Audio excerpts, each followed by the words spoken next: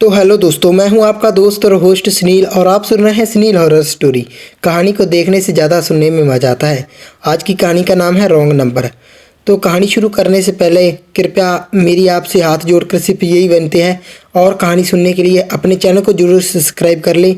और ऐसी और कहानी आएंगी आगे भी, और मुझे भी मोटिवेशन मिलता है आप चैनल को सब्सक्राइब करते हैं तो कहानी को शुरू करते हैं दोस्तों।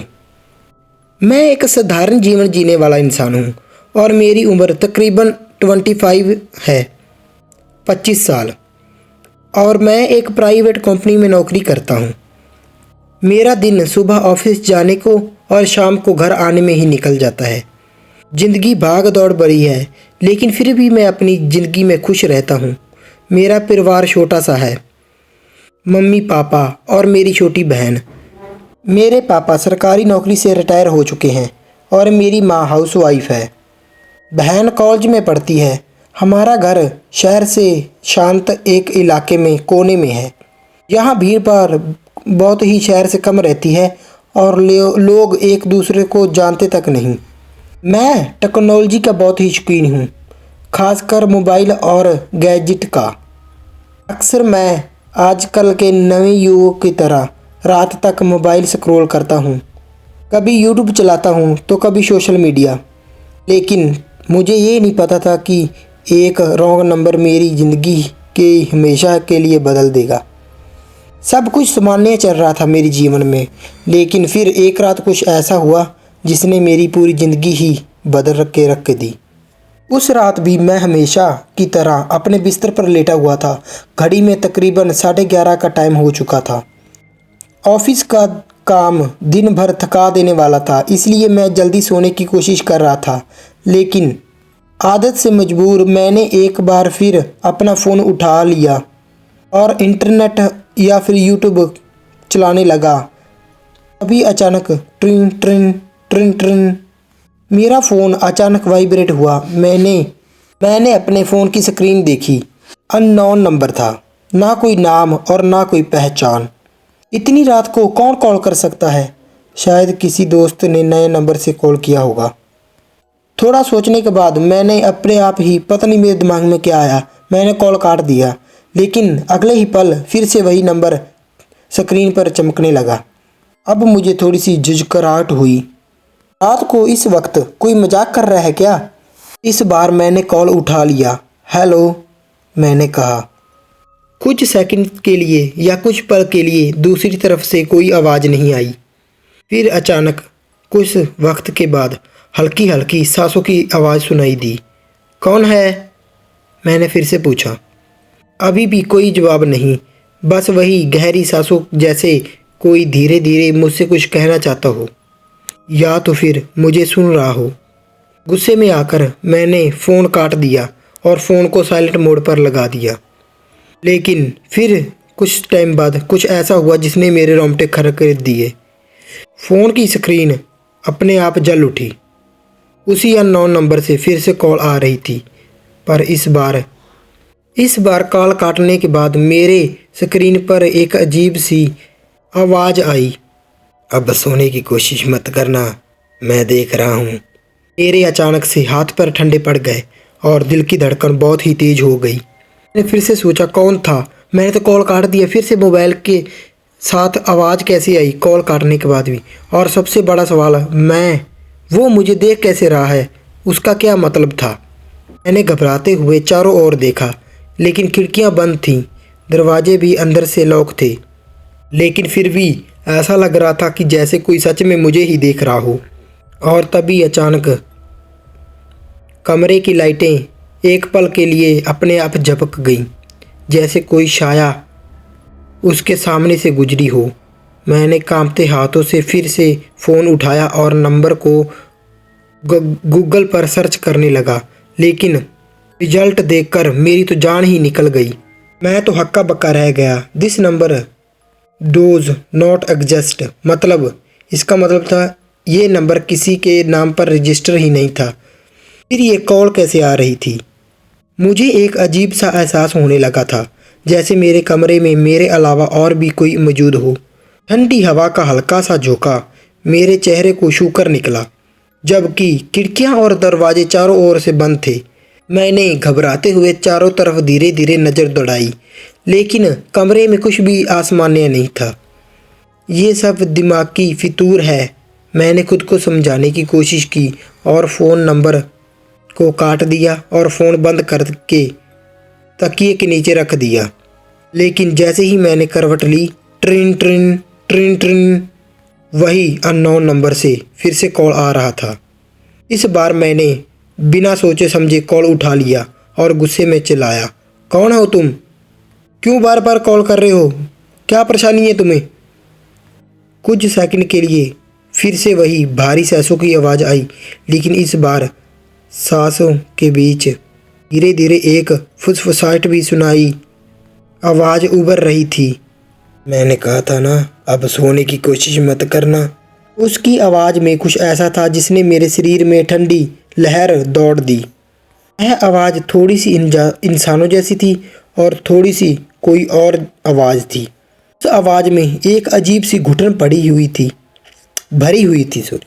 जैसे किसी ने उसे ज़बरदस्ती बोलने पर मजबूर किया हो।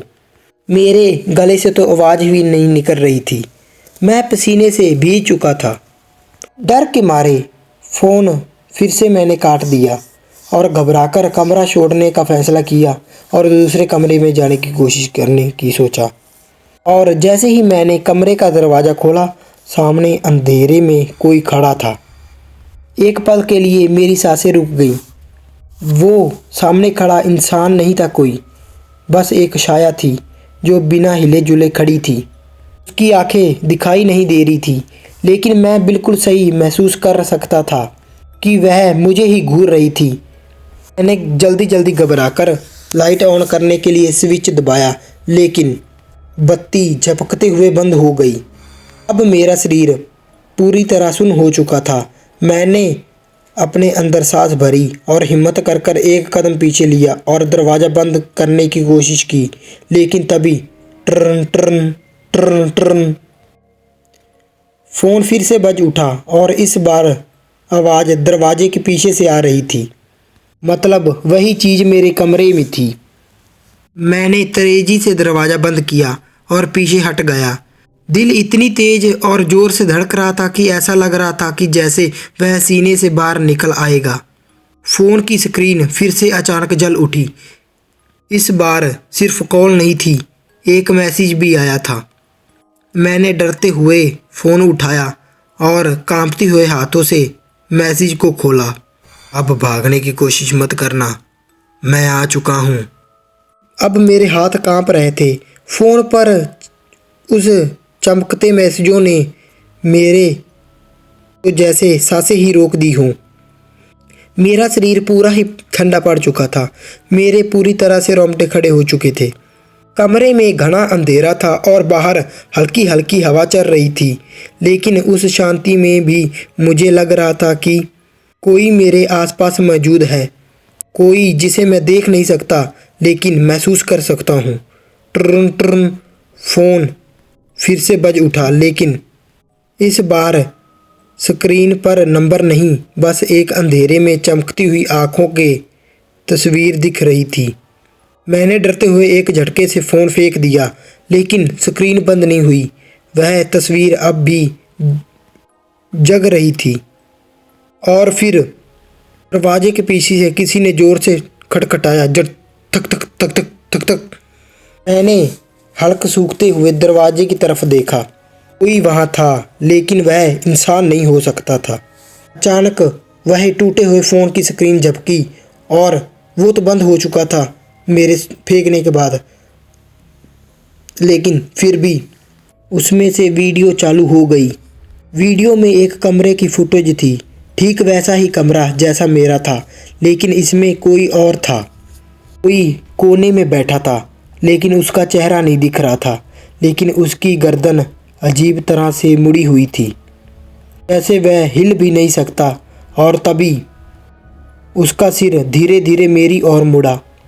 उसके चेहरे पर कोई भी आंखें नहीं थी, बस गहरे और काले गड्ढे थे, जिसमें से काली और धुआंकी हुई लहरें निकल रही थीं। अब तुम मुझे देख सकते हो, फ़ोन से स्पीकर के धीमी और फटी हुई आवाज़ आई।